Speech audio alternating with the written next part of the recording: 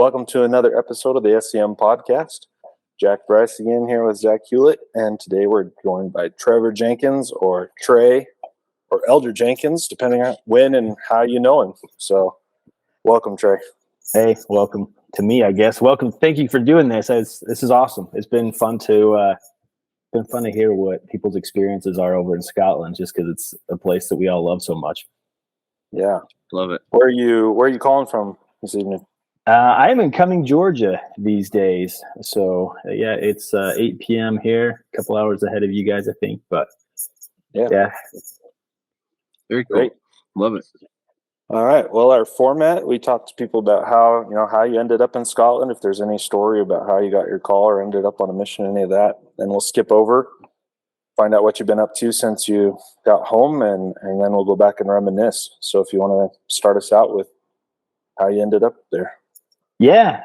So I grew up in a small town in Wyoming, Star Valley, Wyoming, or, a little town called Freedom, actually, which is, people say Star Valley just because there's a bunch of little towns all connected together, and the high school's there. So yeah, it was a good little place.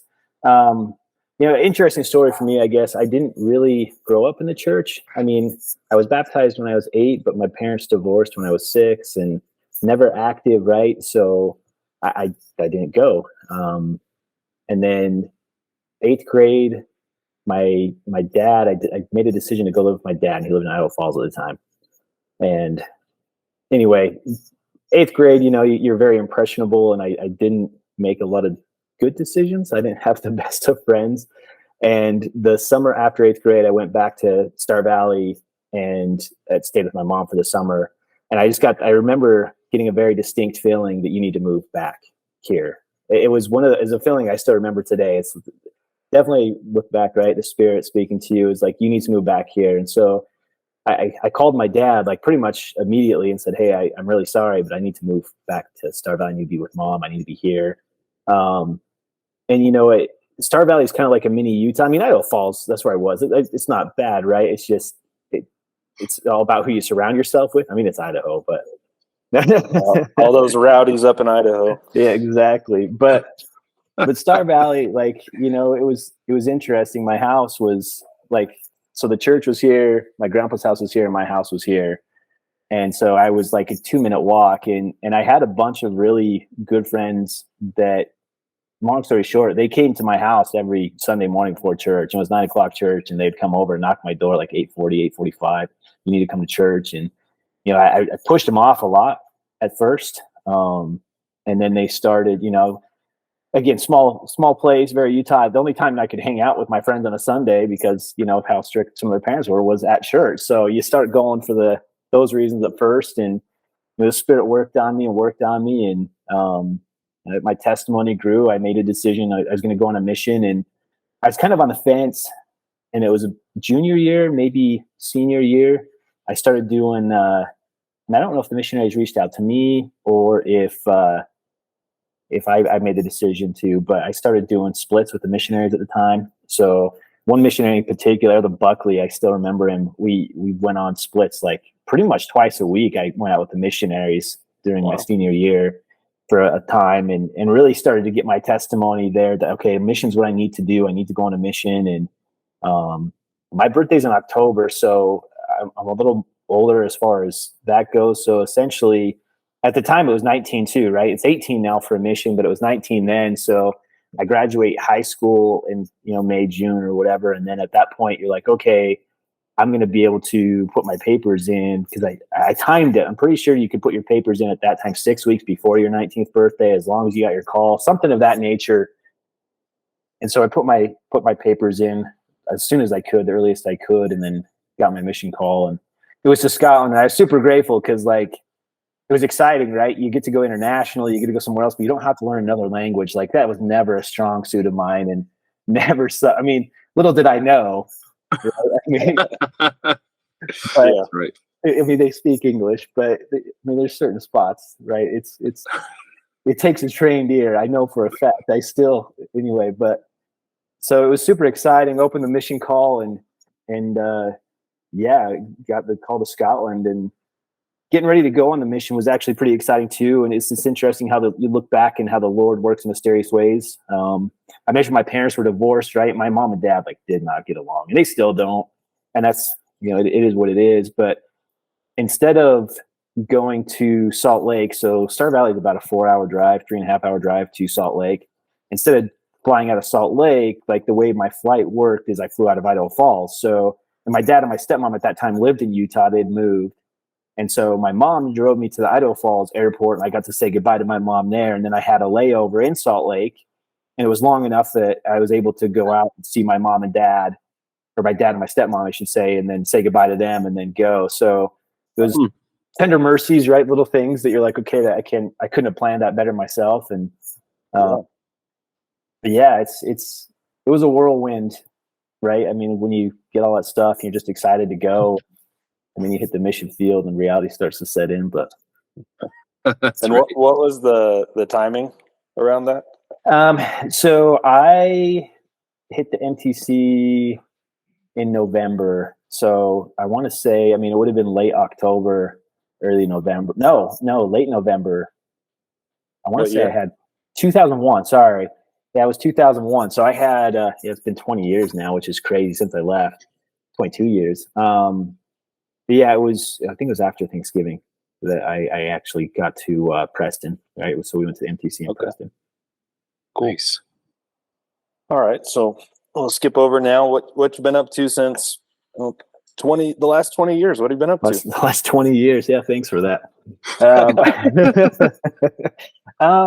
Yeah, so I came home from the mission. My dad and my stepmom had still lived in Utah, and my mom's still in Wyoming, but it's a small town in Wyoming. There's nothing there, right? There's no post-education, secondary education, and I really wasn't about the hometown hero stuff. So I went home, did a homecoming at that time, right? I think they're still going on, and then moved down to Utah. So moved in with my dad and my stepmom, and started going to LDS Business College. I say going, but I really it was one class. It took me a long time to get my degree, just because I played way too much when I got home. I did attend the ward at LDS Business College, so singles ward there. I had a friend, Megan from high school, who was going there, and she was in the admissions office or something, and she's like, you should come, you get this for being a missionary and this, right? Some of the school tuition reimbursement stuff. So I did that, and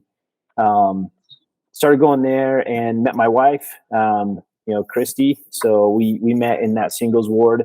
I'd been called into the Elders Quorum presidency as the second council or whatever, and she was in the Relief Society presidency, and the two presidents decided to do a temple night together, and yeah, we started dating after that, and then we got married really fast. We had some people give us a hard time about it. I don't know. When you know, and I always hated hearing that growing up. I hated it, but it's so true, right? I just knew. I knew that it was supposed to happen, and so we got engaged. I'd been home about a year, I think, by the time we got married, maybe a little longer. But we got engaged New Year's Eve, and we were married in May, so fairly quick. So we got married in Salt Lake City Temple, so that was super awesome and super special. It's something that I'd wanted to do, for a long time. And the temple in Salt Lake is just a special temple, right? And then we lived actually right by the Salt Lake City Temple. There's these little apartments over around the corner. I can visualize. You drive up and then go there. But we lived there, so we went to the married ward of the Joseph Smith Memorial Building. So that's where we went to church every Sunday. Wow. So did that. And then, started having a family a little faster than we expected. We tease him now about it. He's 17, so we can give him a hard time. It wasn't an accident, but you weren't planned. So, had my oldest son, Tanner. And then, we've got total 3 kids now. So Tanner's 17, Beckham's 13, and Ellie's 7. So we've got a little gap, but we both needed our sanity. And then for occupation, I started working for UPS actually before I met my wife, a year before. That's actually how I remember our anniversary, because it's always 1 year less, which is probably a horrible way to remember. It should be the other way around. It takes, man. Well, it should be the other way around, but anyway, so yeah, I started working at UPS, and then been with them for coming up 20 years next year, and that's actually what brought us to Georgia. So we bounced around Salt Lake Valley a little. We lived down in Murray for a little while. We lived up, and then we moved to Syracuse, Utah, and lived there for 4 years. And then about 2 years ago, almost on the dot now, we moved out here to Georgia. So yeah, kind of where we're at. It's awesome. That's great. Yeah, fantastic. So, all right, we'll go back now. You can start, MTC mission, however you want. Roll through areas, companions, memories, however you want to cover it. It's up to Okay. you. Yeah, no, it's interesting when Sean did his, right? Because we were pretty good friends, and we're still Facebook friends, and it's fun to see. So I went that night, I think, or maybe the next day, pulled out a bunch of just mission stuff. I wasn't very good at journaling. Horrible at journaling, by the way. And I'm pretty sure like every 15 days or maybe even like 3 weeks, I'd have an entry. I'm really bad at this. I'm sorry. But yeah, I started going through just different stuff. One thing I did do though, and I'll show you guys because, and I don't know what did it, but I saved all of my, Oh my gosh. that's my entire mission right there. So Me too. did you? That's awesome. That's awesome. Yeah, I can thank my mom for that though. I saved every one of these, and I don't know what did it for me. Maybe subconsciously, or I knew I'm a bad journal writer, so I'm like, okay, at least I have documentation that is actually there. But yeah, the MTC was good, man. It was different in Preston, right? It was super fun. I mean, you get over there. I remember at the time, right? You're still learning it's England, it's a different country, and all of a sudden, it's like the first breakfast, and you're the cereal for breakfast, and you go down there, and you're like, this is cereal. Where's all the good cereal at, right? You promised Lucky Charms at the MTC. Right. What's up with this? Yeah, there's no frost. I think they did have Frosted Flakes, right? But a lot of it's the very brand, like we're really unhealthy. Yeah, we're unhealthy here in the States, man. But like, where's the Fruity Pebbles at, right? Like, MTC was awesome. It was quite the experience. I definitely feel like I'm one of those missionaries. I had a testimony going out. I felt like I had a testimony going out, but I had a lot of prayers answered in the MTC. I just remember I still remember very vividly thinking to myself, right, I'm going to go out and teach this. I need to have a better testimony of the prophet Joseph, for example.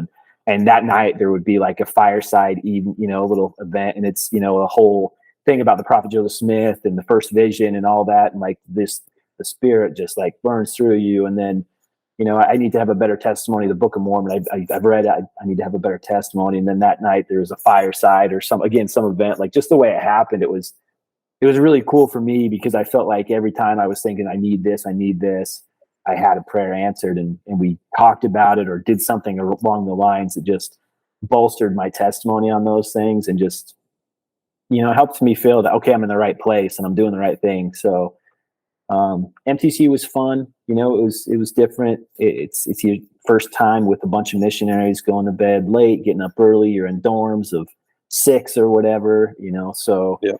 At that time we're memorizing stuff. It's not preach my gospel when I went out. So you're memorizing discussions. You got the books and going through all that business and Purple Dragon and, trying to figure that stuff out. And I remember going and teaching someone, right, an investigator, and you find out later it's not an investigator, but you're going out and teaching them a second discussion. And I actually just this evening was reading through my journal, and apparently I was pretty annoyed with my companion at the time because he was interrupting or something like that. Like, anyway, it's interesting to go back and read, but I was reading and I was like, oh man, my companion, he's not letting the spirit come in. He's interrupting him at every question. I'm like, oh man, this younger me needs to chill. So, but no, the MTC was fun. It's quick, right? We have to learn a language, like we said. So you're not there for longer than, I can't even remember how long, 3 weeks, 4 weeks. 3 weeks. It was quick. And then taking a bus up to Scotland, getting to the mission home there. Super cool. You come up, it kind of, looks like a castle.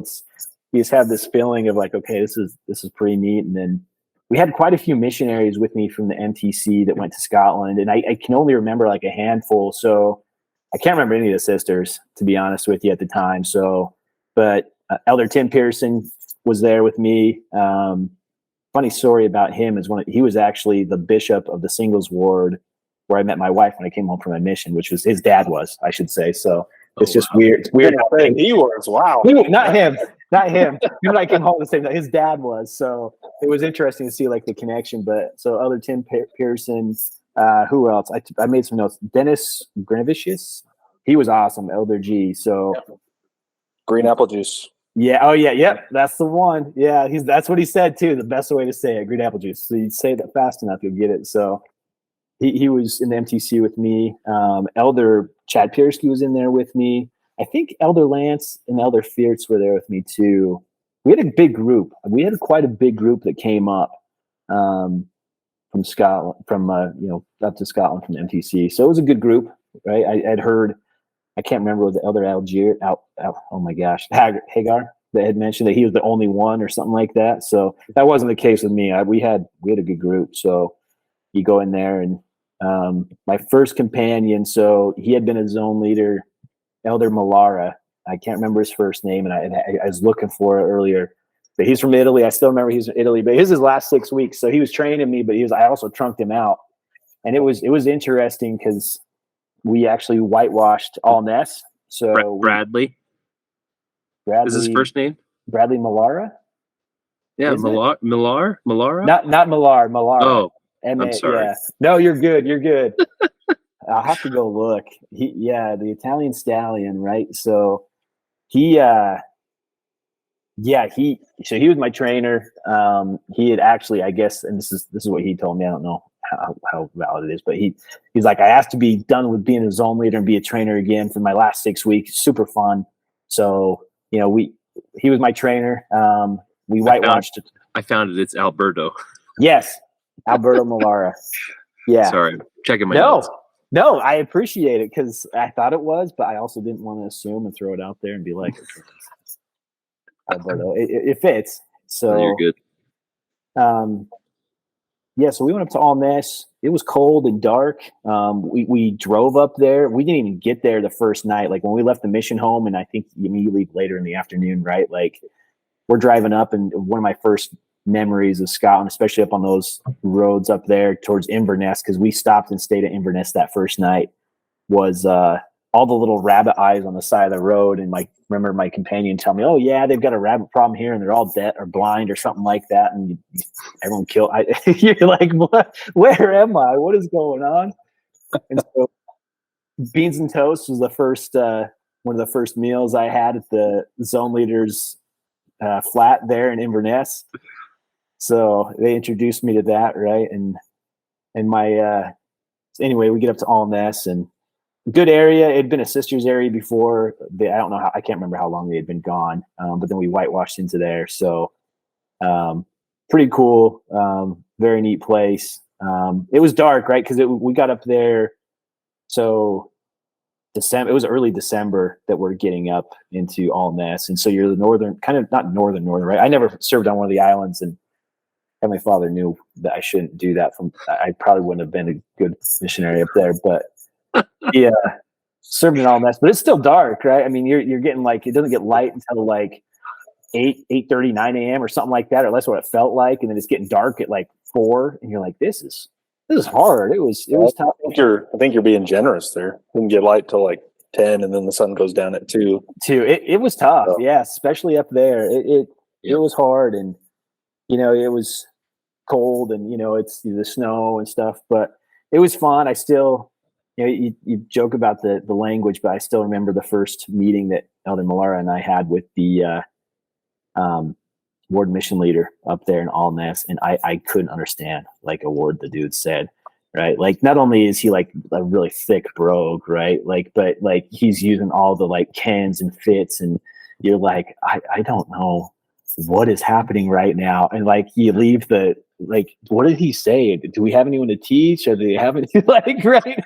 Is there anyone investigating right now? Or just like, so another Malara, he was from Italy. He kind of had an accent too, right? I mean, he could understand him, but it was a different place for sure at the beginning. So, but very cool, very, very cool place, quiet place, small place. Getting introduced to the small towns of Scotland, and really enjoyed serving with Elder Millara. But that first 6 weeks goes by fast. It was weird having Christmas away from home for the first time.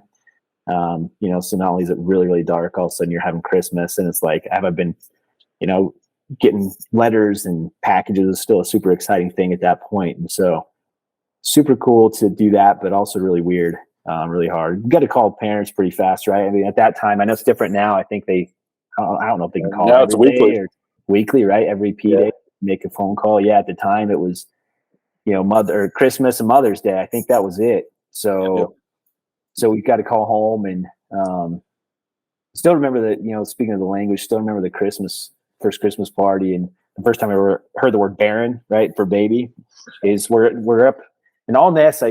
We didn't have a church or a building there. It was in some community center, and so we're having a church party, a ward party there, a branch party, I should say, and the branch president's wife, like, they had a little one, and I go to he must have been crawling behind me, and I go to step back, mind the Baron, and I'm like, what is she saying? Like, it was good though. That first area was fun. Allness was good. Elder Millara went home.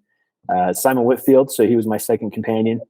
He came in up to Allness. That was kind of a weird transition too, because you're not quite the senior companion, right? I mean, you're not, but you've got someone who relies on you to give you the area. And I'm like, I've been on my mission, let alone the country, 6 weeks, so we'll do our best. But he was pretty cool. He was a good guy. We're still friends on Facebook. I follow him and see what he's up to with his family. So he was one of the first companions, I think, though, where you start to learn how living with someone with 24/7 is just so hard. Like, I still remember thinking to myself, like, I cannot stand the way this guy eats. Like, I can hear him eat his cereal, right? Like, it's just the small things of the missionary, like the stupid small things. But I still remember that and being like, oh my gosh, dude, like, just like, even with your mouth closed, like, I had to go to the other room, like, and you learn the nuances of your mission companions. So, first area, so Allness, we actually we did have a baptism. So John Clark, he was an excommunicated member, and ended up, was going through some of the stuff. We were teaching him the lessons, and I got to baptize him, which was really cool, because Scotland's tough, man. Like, it's so hard, and it's when you're younger and you're trying to, I don't know, measure the wrong things, right? I had a really good friend who went to Mexico, and him and I would write, and he's talking about all these baptisms. I'm like, holy heck, man! Like, am I going to get one? You just don't know. And then even then, like with John's baptism, right? Like, he had been an excommunicated member, and it was coming back. And at the time, it's obviously it's the same, right? He's coming back to the fold. And at the time, you're like, is it a real baptism because he was a member? So is it like really finding someone? Of course it's a real baptism. And John's a super cool guy, and I actually had multiple times, like, to connect with him in Utah, because he had some family in Utah post mission. So cool. But that was a good experience in that first area. And then you guys had Elder Wright on. I listened to his just because all the stuff that happened. I was indirectly involved in that, because transfers had come and gone, move day, and then like 2 weeks after, I get a phone call from President Wilkinson saying, we're bringing you down to Edinburgh.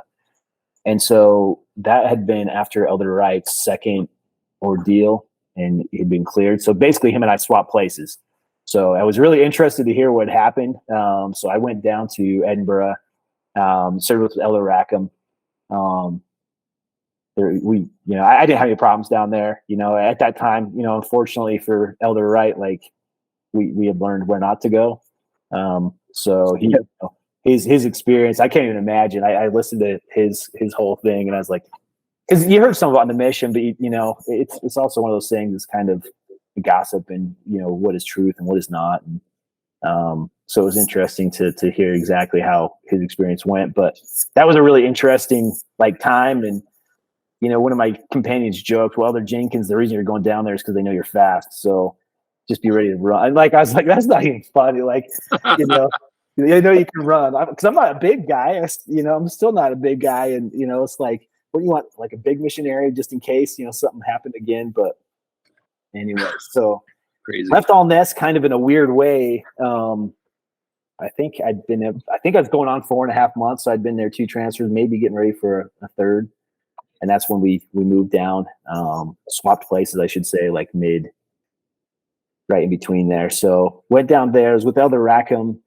Elder Rackham and I got along pretty well. He's an interesting guy, right? He's a little different from a companion. I still remember there was one night and they just moved into some swanky flat. It was pretty nice. But I remember one night like clearing out a closet and we prayed in a closet because it was like, you don't say your prayers out where it was, different ways to bring the spirit in. So Edinburgh was really cool. It was cool being by the mission home, being with those missionaries. I was only there for 6 weeks. That was a quick transfer for me on that one. And then I went to Pollock, and I didn't like Pollock. Like I just Glasgow and Edinburgh, man, are so different. And I loved Edinburgh. It was like, I don't know, it was pretty, it was nice, it felt clean. Glasgow, Pollock, it was a tough area for me. It wasn't my favorite. So Elder Wiggins was my first companion there. Elder Wiggins was cool. Him and I got along well. I felt we got along well. He was a cool dude. Lots of tracking, right? Chapping in the rain, lots of knocking on doors, street contacts. So that was a pretty cool area. And then him and I were only together for 6 weeks. I stayed in Pollock for 3 months, and Elder Nichols was my other companion there. And him and I, Elder Nichols is a cool dude, but from a missionary perspective, him and I, we didn't really see eye to eye. So that was a tough 6 weeks for me, I should say. It is what it is. Everyone has challenges and struggles on their mission. So, again, younger me would look back and be super judgmental, and older me is like, you just don't know what the guy's going through. He was an older missionary too. I think he was 26, 27 when he went on his mission. So, he was from England. So you've got an older English missionary. He was super into motorbikes. I remember that. Super into bikes, things like that. So, I read a lot during that time frame. I'll just, so, and I think he was almost near the end of his mission too, because him and I had just started to get to a place where we kind of understood each other. And he's like, I really hope you don't get transferred this transfer because I'll have to train a new missionary or something like that. I remember that comment, and then sure enough, I got moved. And so I moved down to Air at that point. Heavenly Father knew I needed to go. So Air was awesome. Probably one of my favorite areas. Not my favorite area, but my second favorite for sure. I loved Air, the coastal city. Clark Davis was my companion down there. So Heavenly Father knew I needed someone like Elder Davis. He was super fun, super energetic. We worked well together. We had a good time together. We did all sorts of stuff. He was a cool guy. I haven't been able to find him like on any social media or anything like that. You kind of go down these rabbit holes trying to find people and connect with people, whether it be companions or people that you knew on your mission. And his best friend, who was on the mission too, right, was Kent Karish. Yes, because Clark Kent. Yeah, we've got contact with him, so I'm sure they're still connected. We'll figure it out. Yeah, I knew they'd served together because I still remember. I couldn't remember it was Kent Karish. I couldn't remember that. I just remember them talking, being like, "Oh, hey, Clark, Dave, we're good friends, Clark, Kent." So their first names made Superman, and I love Superman. Like I'm kind of a nerd that way. So, but So Elder Davis was super fun, and we weren't together. I think we were together too long, maybe 6 weeks, maybe 3 months. Not sure. And then Elder Sean Thomas. So I got to be a trainer. Elder Davis was my first time being a senior companion. Then not long after that, I got to train Sean. Sean and I, he was older, from South Africa.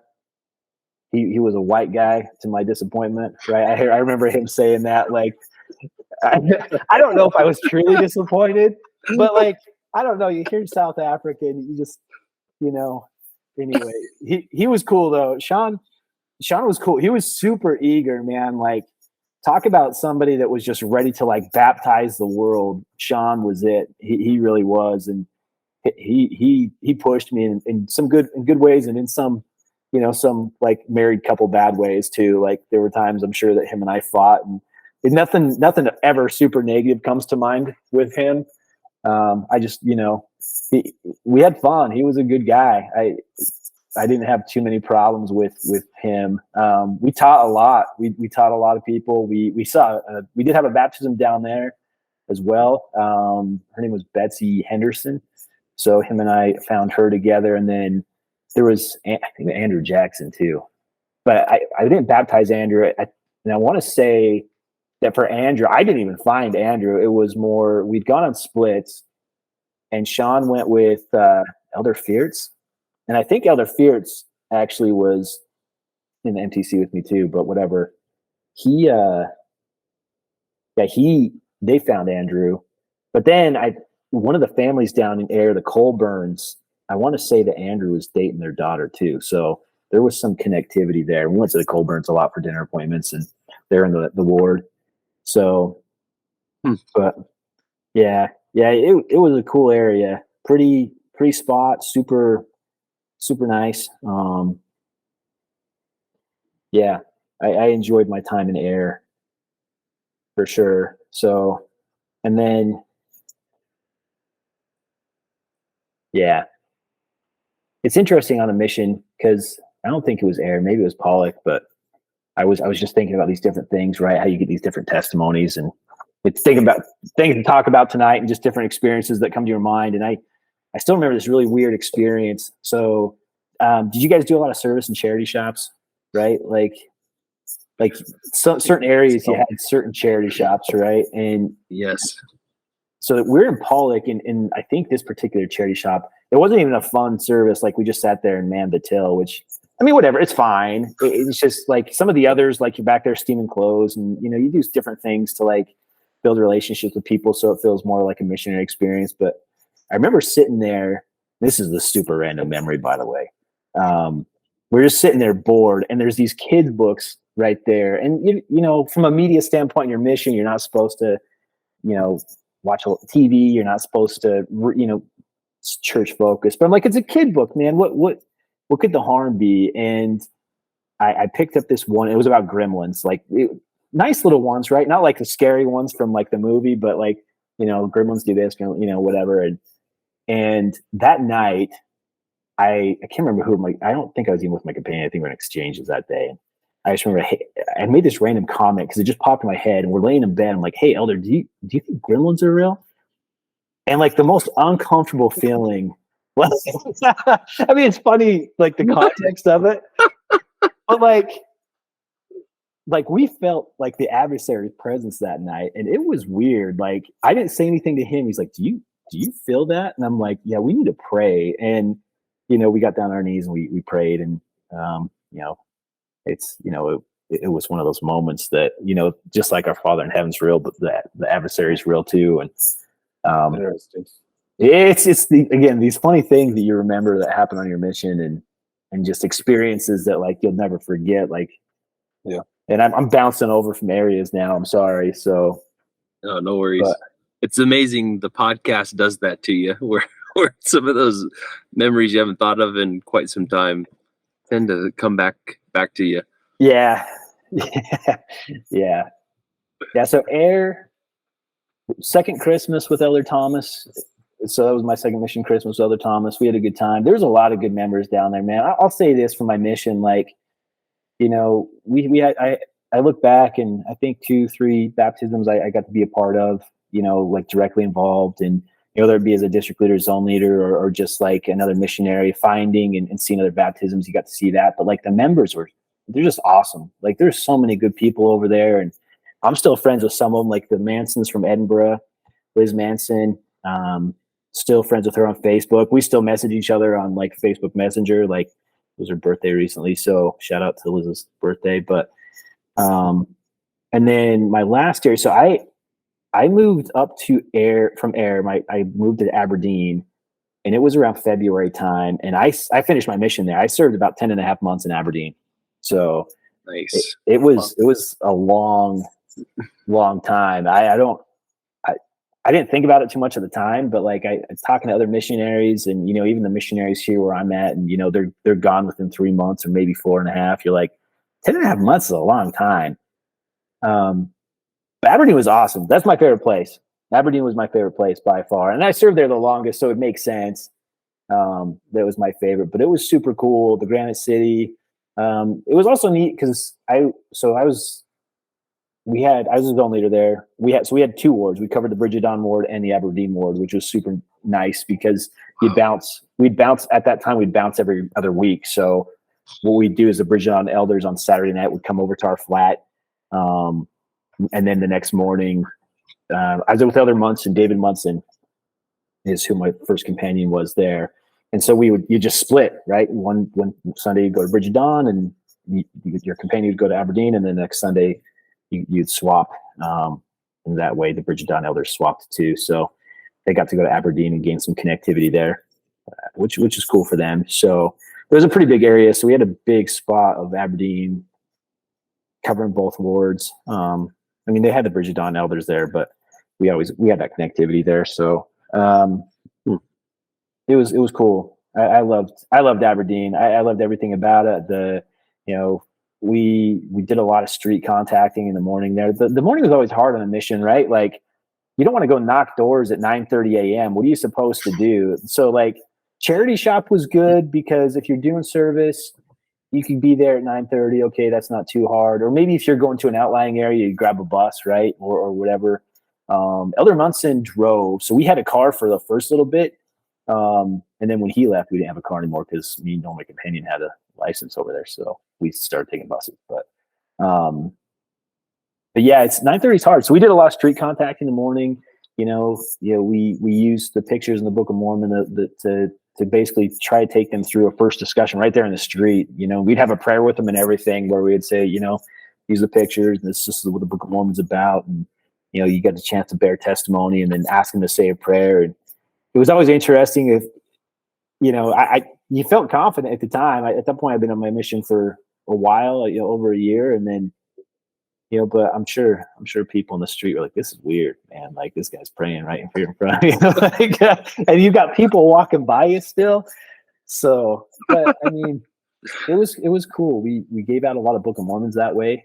Made a lot of contacts, right? You write your name inside the cover, and it was a cool experience to be able to try to give away Book of Mormons and spread the word, even just pushing out as many books as you can, and hoping that some of those blessings that happen from it, right? Maybe you don't see it directly, maybe you don't get that phone call back, but maybe it sits on someone's shelf and they take it home and put it down, and someone else picks it up and calls the missionaries at some point in their life. So it was pretty cool. So Elder Munson and I served together 3 months ish. So, and then Elder Ty Jensen came in. So Ty and I were together for a while. Ty was fun. He loved, him and I kind of nerded out together. I love Superman, right? And so he loved all that stuff too. So, and he was an artist. He was a pretty artsy guy. So did you guys do testimony books? Did you T-books? Yes. Zach's got one? Yeah. I did not do a T-book. No? Oh, you don't have one? No. You just decorated the my gospel cover. Yes, that's true. This is not my T-book. This is definitely what covered my Preach My Gospel, which was made in Aberdeen. Okay. But yes, T-books were a big thing, and I remember early on in the mission, all these people asking me to sign them, and I'm like, okay, but like everybody else's entries were like pages long, and I'm like, Yeah. I don't have time to do this stuff. Like, there's other stuff to do that's way better use of my time than this. And so I just said, I don't have one. Just give me your name and your address and we'll keep in touch. That was kind of my thought.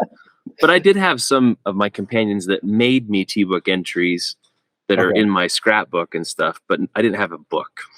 Gotcha. Yeah, I've got a book, and it's fun, but they took a long time, right? To your point, like I had Elder Jensen, he wrote a ton because him and I were together a lot. And like, you get to a point in your mission where like on lunchtime, like we would run to the flat, right? And you eat something quick And then like you're taking a nap. Like I've got an hour, man. Like I'm powering through like 10 minutes of food and then don't bug me. And like I had this in Aberdeen, so it was the high rise flat, right? Where you kind of close, I can't remember what street it was on, but it was close to the main street. It wasn't too far off.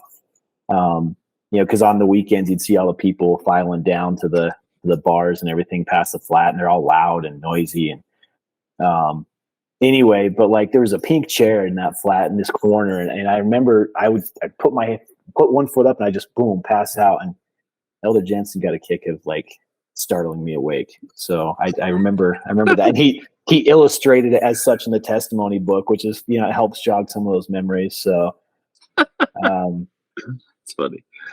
Aberdeen was fun just because it felt like there was a lot of people around too, missionary wise. We had the Bridget missionaries there. The sisters were there too. Sister Stanger, Sister McConkey. So she was there. I think she was a greenie in that area. I think that's where she started, and Sister Stanger trained her, because Sister Stanger she went home shortly after that. But Elder Munson and Elder Munson had been training some dude named Brian for quite a while. Kind of a college age student, super smart, he seemed super committed to the church. And so Elder Munson, actually, I found a photo earlier. I was just going through a bunch of stuff, but Elder Munson, we ended up baptizing Elder Munson, got to baptize him. And it was cool to see, especially for Elder Munson, he had been there with him for so long. Brian was such a cool guy.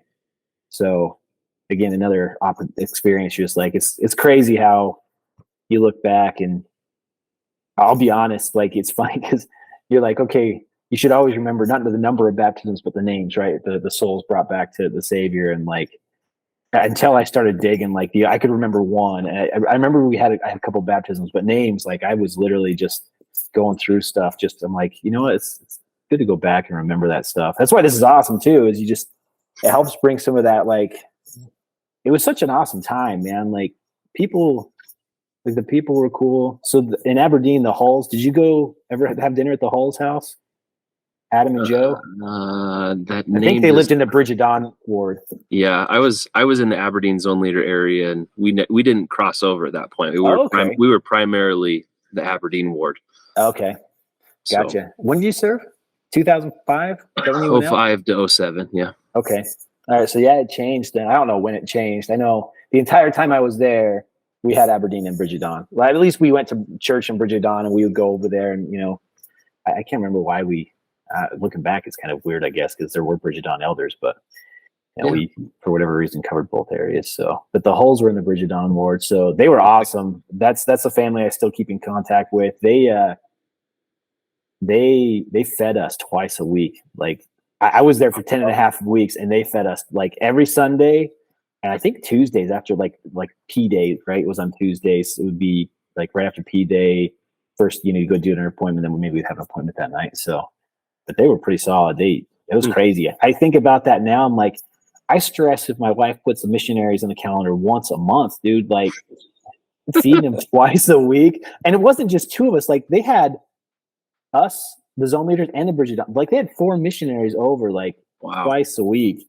And so they super cool people. 4 daughters. So little girls at the time, which again, it's weird to see the time because I'm friends with some of them on Facebook, and they're like in their 20s now. And they're like, this is it's crazy. It is. It's so weird because especially when you start talking about it, like I still see them as like little kids, and I'm like, oh man, like my daughter's older than some of their kids were when I was on my mission, and it's like, oh geez. So it's crazy. But yeah, so then after Elder Munson, Elder Jensen came in. I trunked him out too. He was cool though. He was super. He worked hard to the end, and then Elder Erickson came in. He was my last. Trevor Erickson was my last companion. I'm still friends with him on Facebook. I haven't talked. Actually, he lives here in Georgia, I think, because when I came to Georgia, when we moved, before we were moving, he reached out to me and said, "Hey, we'll have to get together sometime." He was a super cool guy. We worked well together.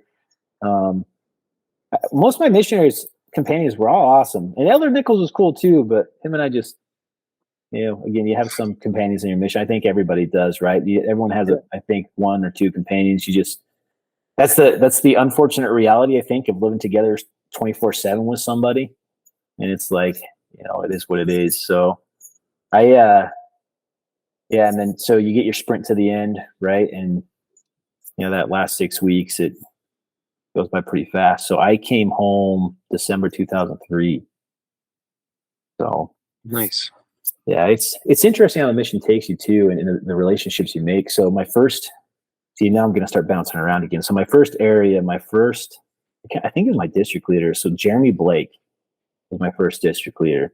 And it's funny how you just make connections with people. Elder Blake and I connected. Like, I was in Allness and he was in Elgin, and we went on exchanges a couple times. But Elder Blake, we're still really good friends to this day. Like, he lives like 10 minutes from me now, which is funny how we ended up next to each other. But like we go to Sunday dinners together. We hang out. It's funny because after the mission, him and I connected. He was living down in St. George because that's where he's from at the time, and he got married, and I met his wife, and they were living in Vegas for a while, and I went down and visited him in Vegas, and then I got married, and our wives met and became friends. And even though we lived like 4 hours apart, like we've seen him on and off throughout the years, and we always talked about how fun it would be to live next to each other, but it never happened. And it took us moving from St. George, him from St. George, Vegas area, and me from Syracuse, Utah. And now we live 10 minutes away from each other, and Cumming, Gainesville, Georgia area. It's and we're not in the same ward because of the stupid boundaries, which is unfortunate. But it's really cool, the relationships that you make, and it's fun to see and hear the stories, and think of all the people, because the mission was just, for sure. Talk about it being a tithe, man. It was tough. It was lots of chapping in the rain, lots of cool experiences. Elder Thomas and I, speaking, I think he talked about it in his. We had a really cool experience with Ann McConnell, less active member, and long day, and you're soaking wet, and you're like, oh my gosh, we've got a 25-minute walk back, and it's like buckets, and we're missionaries, so you're not sensible. You don't have an umbrella with you. You're just walking in it, right? And heaven forbid you do something that's somewhat smart and have carry one of those with you. But and then she pulls up and starts talking to us, and we really shouldn't have gotten a car because it was a single sister, right? I mean, not that I felt like getting threat there, but you're like, she's a younger one too. She was young. She's not. So you're like, okay, but she's cool. I follow her on Facebook from a friend perspective, so it's cool to see. I don't know. It's the relationships and the opportunity to grow closer to your Savior, and to it's super cliche, but like by far the biggest convert out of that whole thing was me, like at least for myself. So, the people you touch, relationships you make, but as far as like finding yourself, and the mission's cool. And so my oldest is 17, and, we've started talking about a mission, and it's a unique position as a parent, because I want him to go for sure, just because I know what I got out of mine, but I also don't want to be like that overbearing parent, like, you will go on a mission, this is going to happen. So, but you try to hopefully steer him in the way and say, hey, this is how it impacted my life. Because it's not just spiritually, right? I mean, like, you learn how to develop relationships, you learn how to work hard, you learn how to, it just sets you up so well for just living a good life, and for the foundation that it sets is just, it's unreal. So yeah, absolutely. So you served under the Wilkinsons to start out, yes, and then the Brainses came in. Any particular memories with either of those couples? Yeah, so the Wilkinsons, President Wilkins was cool, right? He was super cool, and Sister Wilkinson was super fun too. He scared me, I'll be honest, like at first, right? He kind of, like, you're scared of President Wilkinson in some ways, but I mean, it was a respectful fear, I guess. It wasn't ever like, oh my gosh, he's gonna, come down on me. But he's like that dad that you wanted to make sure that you did everything right by. And I mean that in a positive way, right? Like, you weren't, that's why it's a respectful fear, because you just didn't want him to be disappointed in you. You wanted to impress him. And I still remember, so it was when I was serving in air, like, he started reading a book The Infinite Atonement by Tad R. Callister.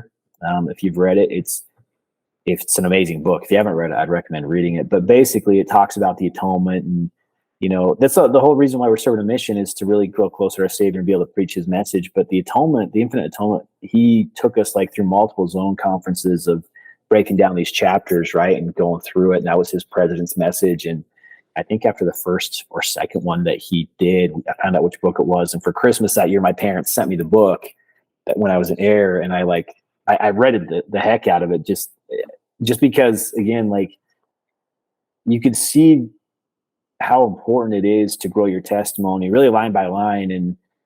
And yeah, so that with President Wilkinson, I remember him just super spiritual giant, right? I mean, and all mission presidents are, they have to be, you're dealing with 19, 20, 21-year-old kids who are trying to figure it out and think they have, some think that I thought I had it figured out, right? I did. Like I was a super confident, overconfident probably, but super confident missionary. But it was so yeah, he was awesome. The Marines came in. I remember the Marines coming in, and I didn't have too much interaction with President and Sister Marines, just because it was towards the end. And, the time that you really get to spend like with them, especially if you're not like in Edinburgh or anything like that, is through zone conferences, right? So, you have your interactions and, your check-ins as it comes about. So the Marines were just super nice, though. I do remember them coming in. I mean, I can't remember if Preach My Gospel came out at the tail end of my mission. If it did, like, I'll be honest, I don't know if I was following it, because I was like, okay, I know what I need to teach. I came in just as you went out, and we didn't start with Preach My Gospel, so you didn't. Your memory serves you well. It wasn't Good. out while you were out there. Good, because I was thinking about it, the timing, and I'm like, if it came out, like, I was that missionary, I was like, listen, I've got these things memorized back and forth at this point, and I'm gone in 6 weeks, 3 months. This is how we're going. We're running this ship like this, buddy. But no, the Marines were cool. They were super nice. It was a weird transition, just because you had so much love for President Wilkinson, and you'd been with him for out of 2 years pretty much. I mean, I think the Marines came in at like I had 3 months left, maybe 4.5. Like, it was towards the end for sure, but the Marines were, I mean, I just remember them being super nice, and it's like that transition where you try to fill them out too. You're like, okay, what are your expectations? And but yeah, it was good. That's some of my memories with them. But cool. Well, you're definitely a little older than me. We've had a few missionaries on around your generation. Are there any others you want to call out that you've called out your companions, but any others you served around that we need to hunt down and get on the podcast?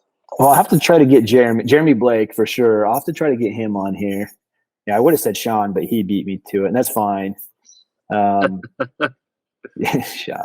he's a good guy.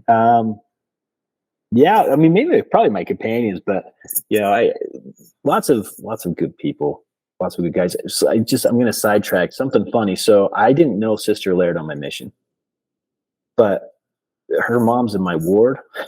Oh, really? Yeah. So it's funny to make these connections, because I was over at her house the other day, Sister Laird's house, and we were talking, and the mission got brought up again. And I'm like, I forgot your daughter served in Scotland, but I never knew her. So, just one of those things, but I don't know. It's funny to see how things connect and interconnect, and you see these different pieces. And so, like, yeah, it's really cool. Scotland's awesome, right? I mean, it'll hold a place for forever and ever and ever. And we were hopeful to go back. My wife and I were going to go back right before COVID hit. We had tickets bought. We had, my wife, like, she loves itinerary stuff. We had everything. We were going to fly into London, then take a train up, and anyway, and then everything got canceled, and it's, oh man.